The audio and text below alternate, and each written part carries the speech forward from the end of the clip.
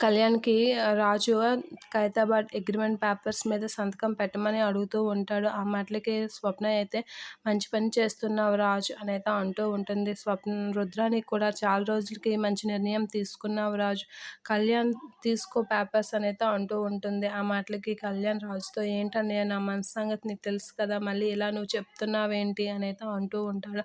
ఆ మాటలకి ఏం కళ్యాణ్ ఇప్పుడైనా నువ్వు ఆఫీస్ బాధ్యతలు తీసుకొని నీకు మంచి ఛాన్స్ వచ్చింది కదా!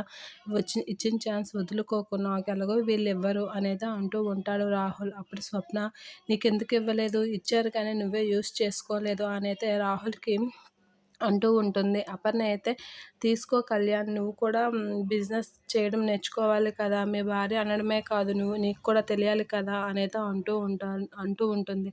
కావ్య అయితే కవి గారు మీకు నచ్చినట్లుగా ఉండండి. మీ భార్యకి నచ్చినట్లుగా కూడా ఉండండి. 2 బ్యాలెన్స్ చేసుకుంటూ ఉంటే ఇద్దరి లైఫ్ బావుంటుంది. ఇద్దరు ఆనందంగా ఉంటారు అనైతే అంటూ ఉంటుంది. ఆ మాటలకి మీరు కూడా ఏంటి వదిన అంటే, అవును కవి గారు మన గురించి మనము బతకాలి.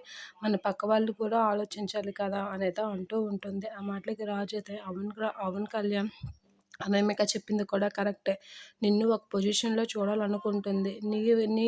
నీ కవిత్వాన్ని నువ్వు రాస్తూ కూడా బిజినెస్ చూసుకోవచ్చు అనైతే అంటూ ఉంటాడు. ఏం మాట్లాడకుండా ఫస్ట్ దీని మీద సంతకం పెట్టి ఆ బ్రాంచ్‌ని నువ్వు చూసుకో. ఏవైనా డౌట్స్ ఉంటే నన్ను అడుగు. కొంచెం కొంచెం నేను చెప్తాను.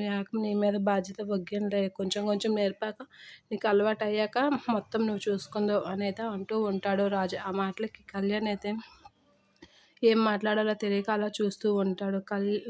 కావ్య వాళ్ళందరూ అయితే కళ్యాణ్‌ని ఫోర్స్ చేస్తూ ఉంటారు.